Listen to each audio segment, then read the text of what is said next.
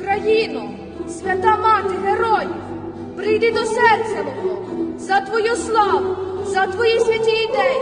Нехай душа моя у тобі відродиться, славою твоєю проміниться, страху нехай не знає, що таке вагання. Скріпи мій дух, загартуй волю, щоб сміло йшов я в бій, щоб віра моя була гранітною, щоб зросла завзяття міць, свята, могутня, соборна.